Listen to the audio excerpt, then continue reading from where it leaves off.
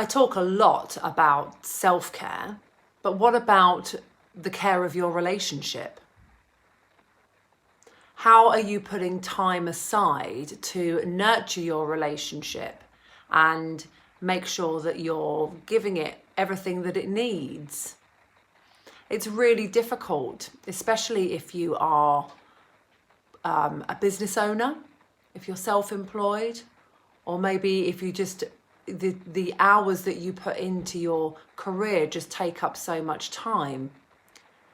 You probably have a family, children, no matter what age they are. They take up our time and energy, our mental space. And I spoke in the previous video about making sure that you are putting time aside to look after yourself. But what about your relationship? What happens if at the end of the day you are completely spent? How do you make time to nurture your relationship and put that time aside that it really needs? It's so difficult. I really do understand that it is so difficult, but I also know that it is so important, because I think it's so easy to take each other for granted. It's so easy to just think that the other person is gonna always be there, which, I mean, not from a point of view of like, if you don't nurture your relationship, your marriage is doomed or your relationship is doomed. I don't mean that, but just that you can take each other for granted and you can drift apart very easily if you're not making the effort to keep connected. If you are not making time to air any difficulties in your relationship, or speak about any difficulties that you're having outside of your relationship.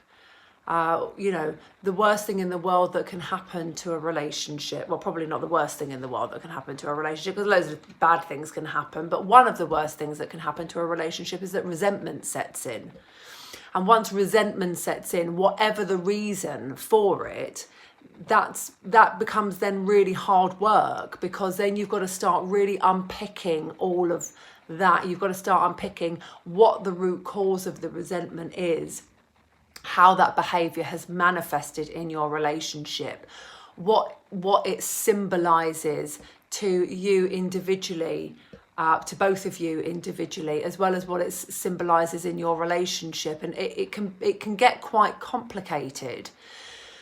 So, I mean, I'm not saying, when we were talking about self-care in the previous video, I was talking about making sure that you're putting stuff in your routine, in your daily routine, in your weekly routine, to make sure that you're putting time aside to nurture yourself. And I say the same for your relationship. You need to set aside time. You need to make sure that there is protected time. It's a phrase I always use, protected time in your relationship. So that you have time to talk, so that you have time to communicate, to be affectionate, to have sex, to go out, to laugh. So it's not just all about, what Bob did in the office or what so-and-so did and like what's going on with the kids. I mean, all of that is important, but it's also important for you two to make sure that you are that you know what's going on in each other's lives, and the small stuff is important. The small stuff's important too, because that's kind of like, that's your life. So there's something for you to think about maybe over the weekend, is making sure, are you guys connecting enough? Are you checking in with each other enough?